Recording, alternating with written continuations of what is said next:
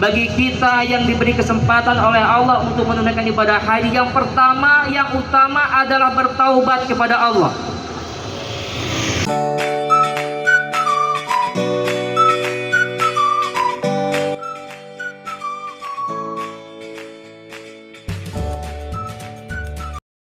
Bismillahirrahmanirrahim.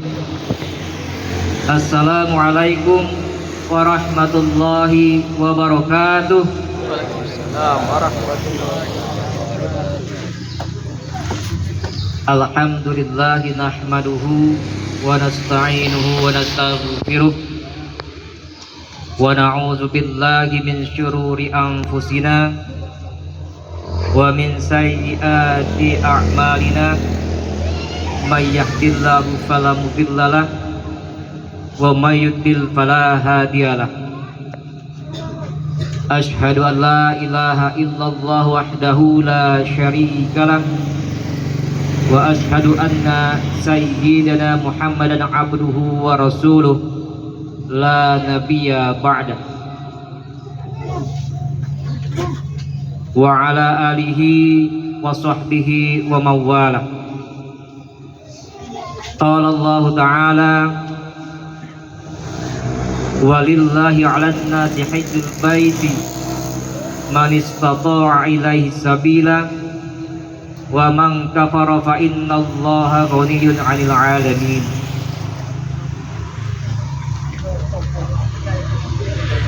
Yang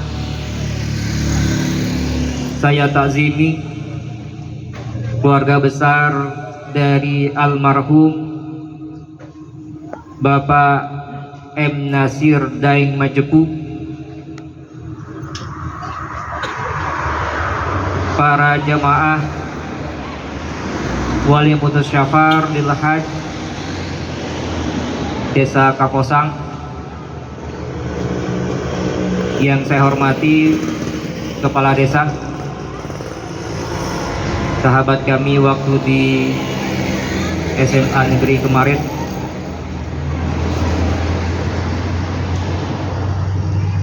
dan yang kami muliakan Duyufur Rahman, calon jemaah haji Bapak Abdul Wahid, Bapak Abdul Rahman, Ibu Siti Khadijah, dan Ibu Aji Mamingsi, ya. Ingat-ingat Pak Abdullah, takut halal.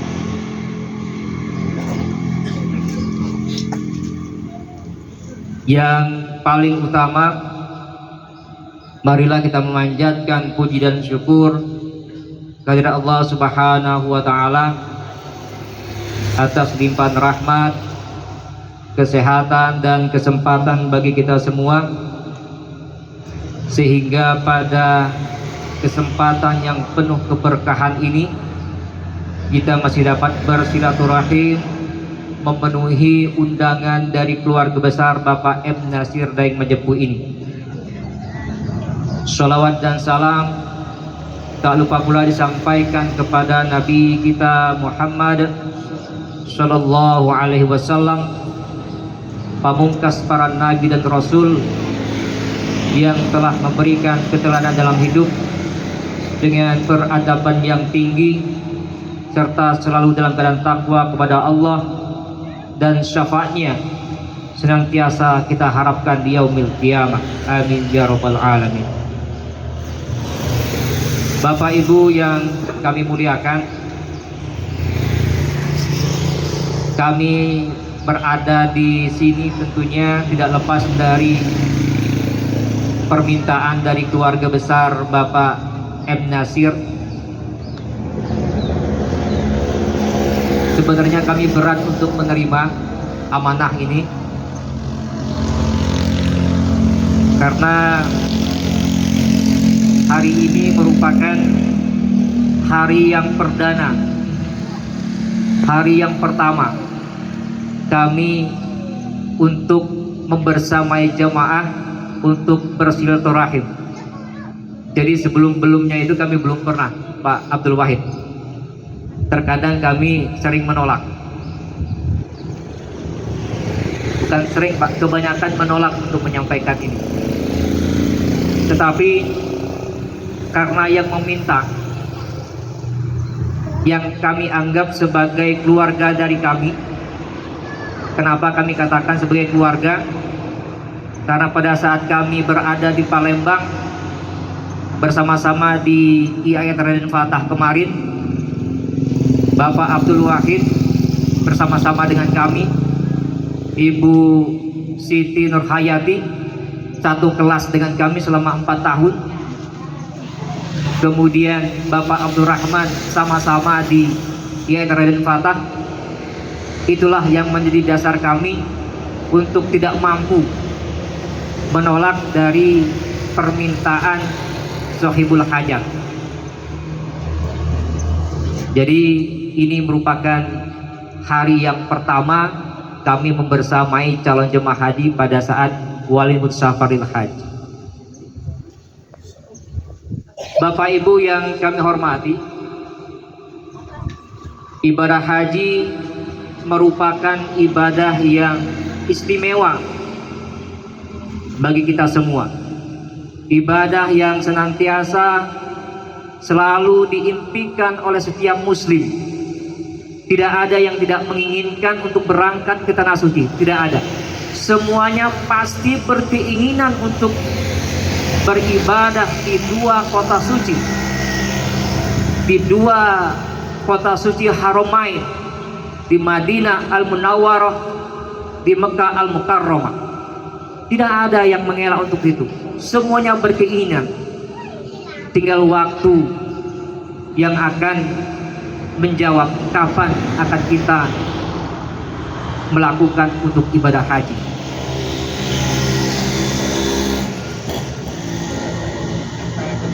Ibadah haji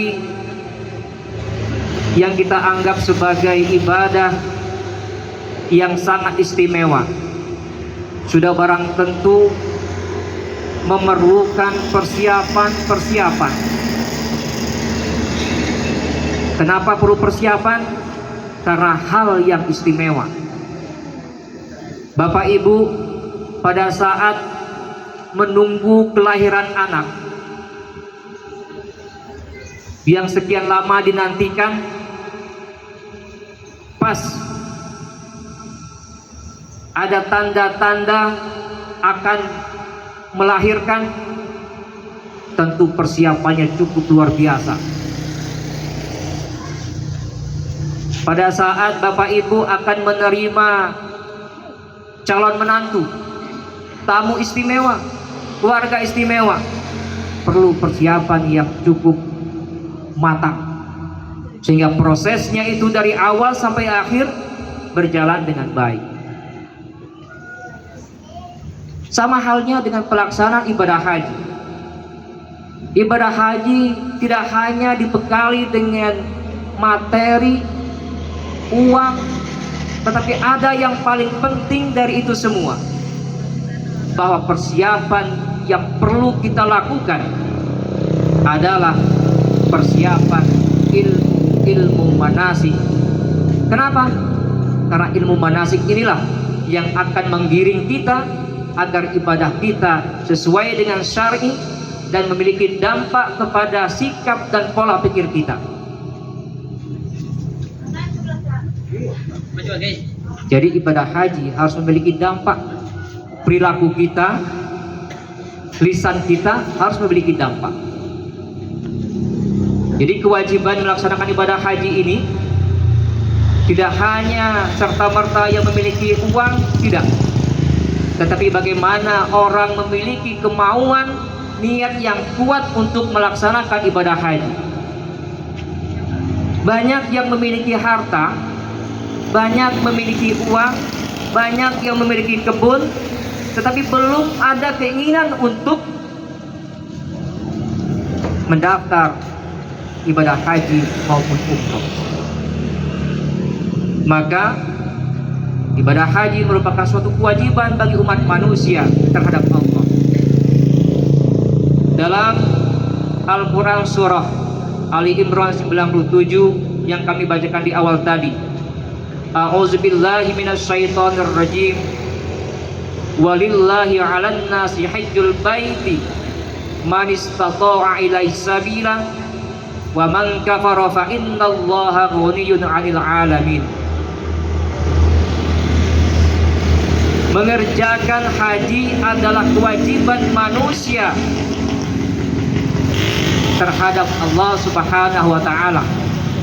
Jadi bagi orang yang sanggup mengadakan perjalanan ke Baitullah, artinya apa? Wajib bagi kita untuk melaksanakan ibadah haji yang telah dititipkan oleh Allah kelebihan harta. Tinggal membangkitkan motivasi semangat kita, niat kita untuk melakukan hal itu semua. Di samping itu, yang perlu kami sampaikan adalah jangan sampai pelaksanaan ibadah haji ini tidak sesuai dengan syari. Maka ada persiapan-persiapan yang harus kita lakukan. Yang pertama adalah gelap Pak di atas Pak. Jadi mengkikir di Rohingya langsung hingga nih. Lanjut. Iya. Yang pertama yang perlu dipersiapkan oleh setiap jemaah haji, bagi kita yang diberi kesempatan oleh Allah untuk menunaikan ibadah haji, yang pertama, yang utama adalah bertaubat kepada Allah. Bertaubat.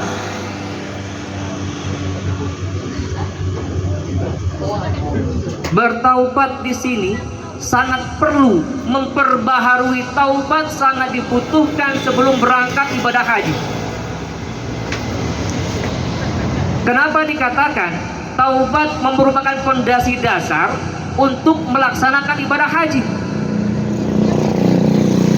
Karena taubat merupakan bagian awal untuk kesiapan kita menerima hidayah, menerima cahaya keimanan di dalam hati kita. Jadi pintu gerbangnya itu yang pertama adalah taubat. Jadi kesiapan kita. Jadi ada filsuf tasawuf menyatakan bahwa mengosongkan hati bagian dari taubat itu sangat diperlukan. Jadi mengosongkan hati dari sifat-sifat tercela, dari sifat-sifat yang tidak baik sangat dibutuhkan di dalam taubat itu.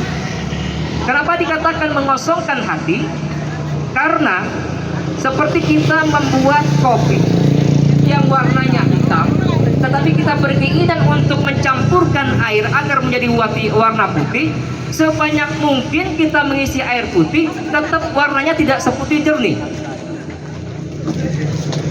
Nah, begitu juga dengan pelaksanaan taubat, mengosongkan hati kita dari sifat-sifat maksiat, dari sifat-sifat tercela, sehingga kalau sudah kosong hati kita dari sifat-sifat tersebut, maka akan mudah menerima hidayah, akan mudah menerima cahaya keimanan dan ketauhidan.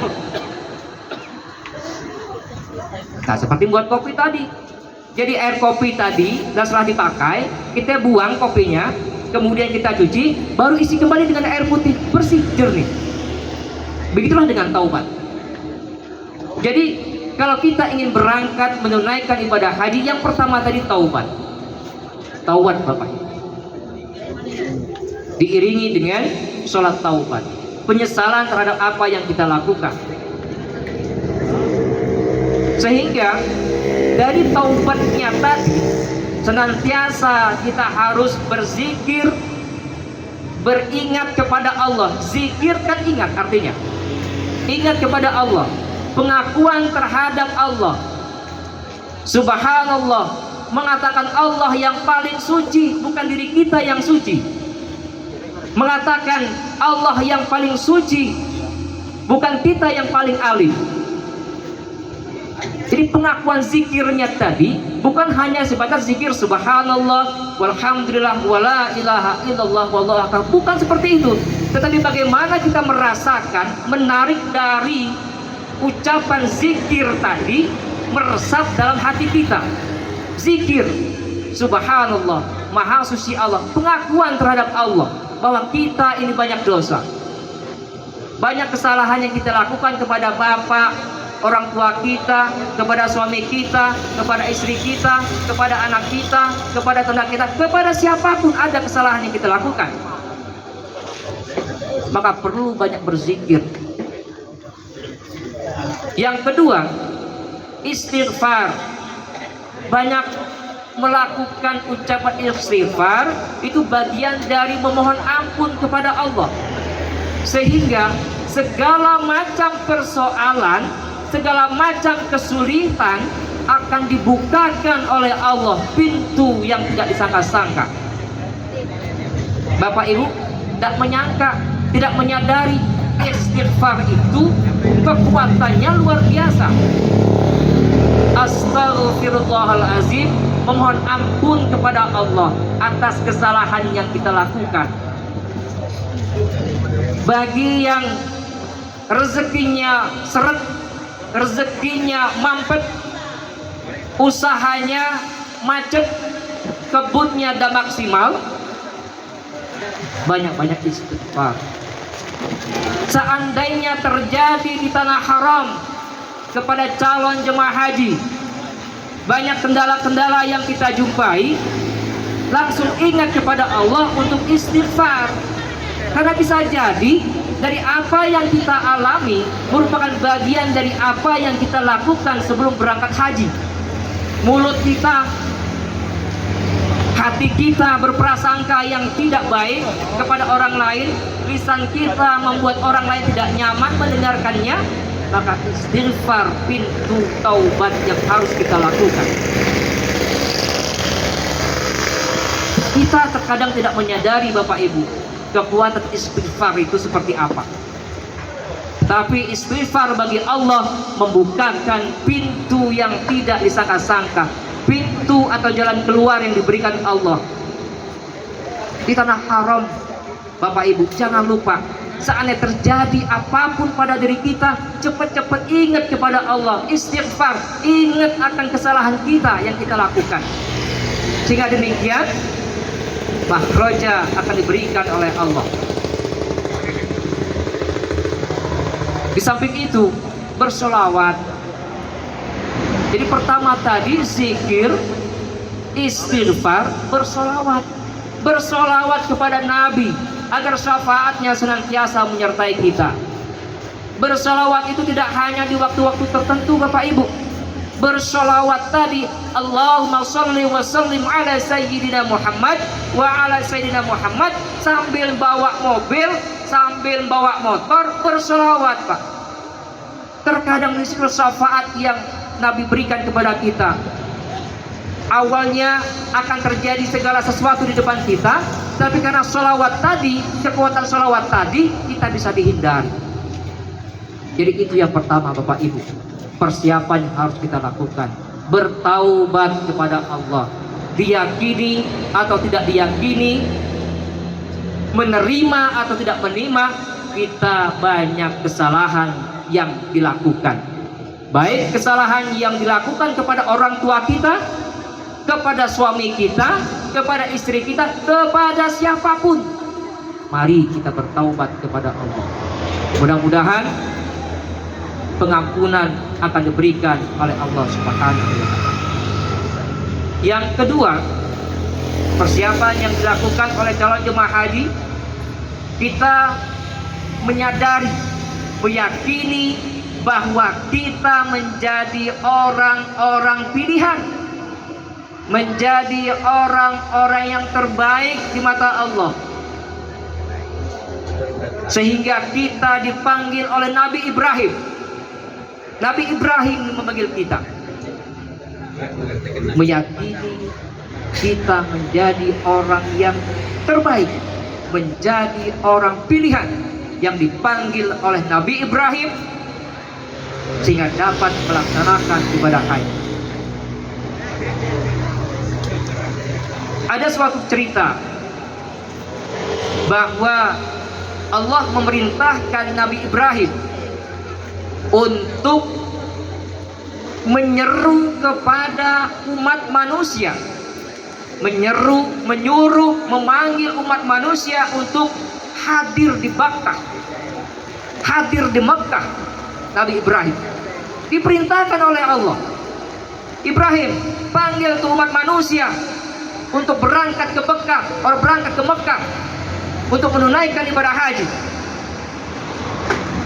Cepat-cepat Nabi Ibrahim memenuhi perintah Allah tadi, menyeru umat manusia untuk menunaikan ibadah haji. Kemana Nabi Ibrahim? Dia berangkat ke Gunung Qubais, Jabal Qubais. Di situ Nabi Ibrahim menyeru. Apa kata Allah? Serukanlah Ibrahim, panggillah Ibrahim, umat manusia, biar aku yang mengetuk pintu-pintu hati umat manusia. Jadi begitu indahnya dialog yang dilakukan oleh Allah dengan Nabi Ibrahim. Jadi Nabi Ibrahim hanya disuruh panggil, Pak. Tetapi yang punya otoritas yang tinggi adalah Allah. Bagaimana Allah akan mengetuk pintu bapak-bapak, pintu hati ibu-ibu untuk menunaikan ibadah haji.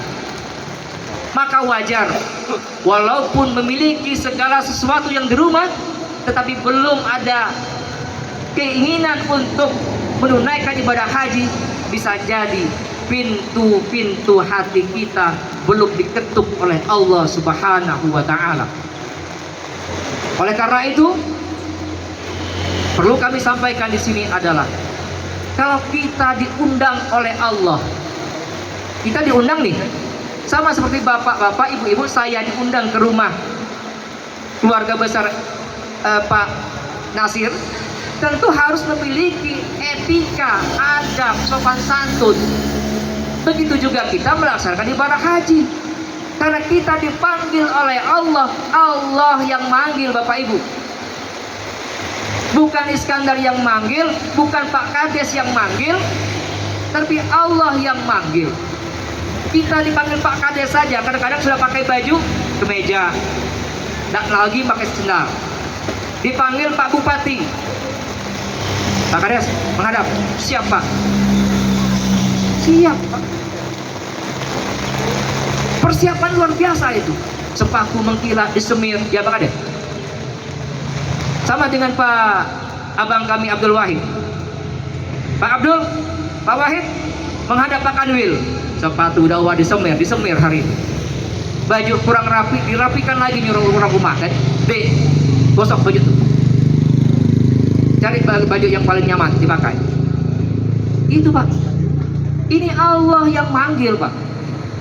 Jadi kalau Allah yang manggil, manusia yang manggil juga persiapannya luar biasa, apalagi Allah yang memiliki kuasa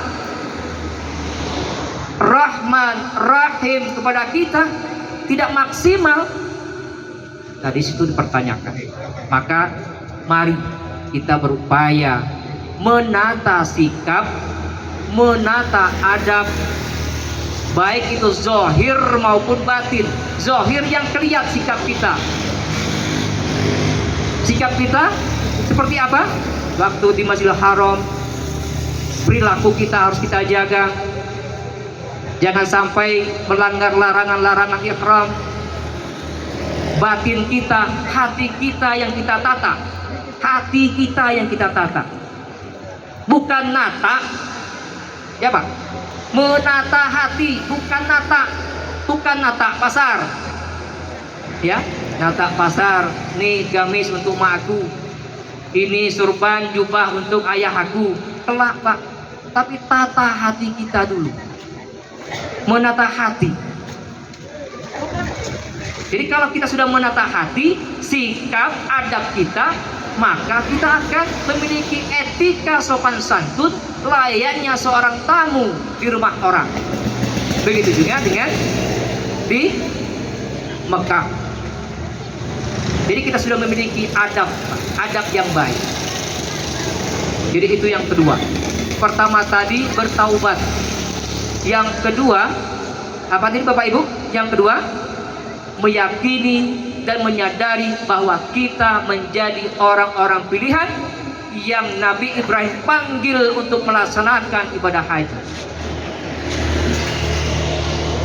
Yang ketiga, yang perlu kita lakukan adalah berusaha semaksimal mungkin untuk melawan hawa nafsu. Nafsu itu kan keinginan. Bahasa kaposang itu perenyek banyak apa dah? Jadi nak renyek makan pempek, nak renyek makan halado, tangkap banyak. Jadi mulai dari sekarang dikendalikan hawa nafsu kita. Kenapa? Jamaah haji juga harus memperhatikan kesehatan. Lah tahu gula darah tinggi, agi makan dak manteng, ya kan? Agi minum teh botol, ya kan? Teh kotak, minuman yang bersoda-soda itu agi rajin itu. Lah nak berangkat, padahal dari NCU tuh medical check up lah kelihatan riwayatnya ini, penyakitnya ini.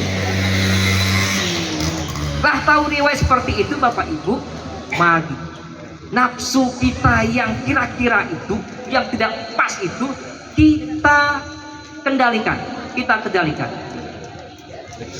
NCU kemarin kan sebelum Idul Fitri kan sudah dilakukan waktu puasa.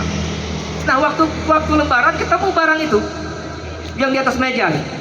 Nah dibantai terus riwayat tadi gula darah, kolesterol, ya kan? Yang lemak-lemak tadi dibantai terus. Jadi hawa nafsu itu harus kita kendalikan. Itu contoh sederhana. Selain itu apa yang harus kita lakukan? Mengendalikan hati kita, perasaan kita. Jangan terlalu banyak berprasangka kepada orang lain. Perbanyak berpikir positif. Perbanyak husnuzon. Kalau terlalu banyak suuzon, leteh hidup tuh. Leteh Pak. Mikir gawe orang, kita pikir. Nah orangnya terserah mau kerjakan apa. Yang penting tata hati kita, berpikir positif. Dengan berpikir positif, perasaan kita baik, sehat badan kita, wajahnya berseri-seri. Coba terlalu banyak mikir orang lain, dia macam ini, bekerut tenang Bu. Umur 30, becem umur 50. Jadi itu yang perlu kita perhatikan selaku calon jemaah haji. Maka menata hati itu sangat dibutuhkan. Menjaga lisan juga demikian. Jangan sampai lisan kita ini banyak membuat hati kawan tergores. Kadang-kadang bulo-ulo tapi sakit Pak, nyerkit. Ini macam mana ya buat nih waktu di kantor misalkan. Ini macam mana buat kan nih. Gak tahu apa. Ini kan tidak tahu bahkan tidak dipaksa. Tidak tahu dipaksa orang tahu. Kita menganggap itu biasa, tetapi itu luar biasa bagi orang yang menerima. Jadi Bapak Ibu, hati, lisan itu harus dijaga. Perbuatan sikap kita itu harus dijaga. Mulai dari sekarang, Pak. Mulai dari sekarang. Jadi pelaksanaan ibadah haji itu bukan ibadahnya itu kita lakukan pada saat datang di Madinah, datang di Mekah, tidak. Memantapkan hati pelaksanaan ibadah haji itu ya dari sekarang. Dalam Al-Quran surah Al-Baqarah 197 A'udzubillahi minasyaitonirrajim. Ashhurum ma'lumat. Faman farada fihinnal hajja fala rafasa wala fusuqa wala jidala fil hajj. Musim haji adalah beberapa bulan yang dimaklumi. Barang siapa yang telah memantapkan hatinya, memantapkan niatnya pada bulan itu,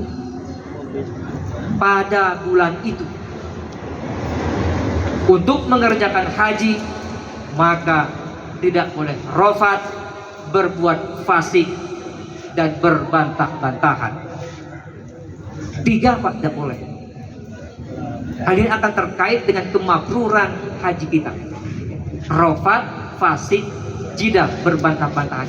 Tetapi kapan akan memulai itu semua? Bukan pada saat datang di Mekah, bukan pada saat datang di Madinah, tetapi dari sekarang. Ada satu hadis yang menyatakan adalah Ali bin Umar qala asrul haji syawalun wa zulqa'dati wa asrum min zilhijjah. Bulan haji adalah bulan Syawal, Zulqa'dah, dan 10 hari bulan haji. Jadi artinya Bapak Ibu, pada saat kita akan melaksanakan ibadah haji, menjaga rafat, fasik, jidal itu dari bulan Syawal, bukan pada saat di Mekah, bukan.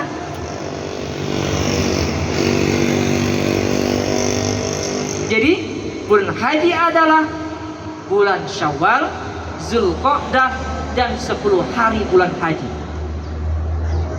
Jadi mulai dari bulan Syawal kita sudah menata hati kita, sudah menata sikap kita. Tidak boleh rafat. Rafat itu apa?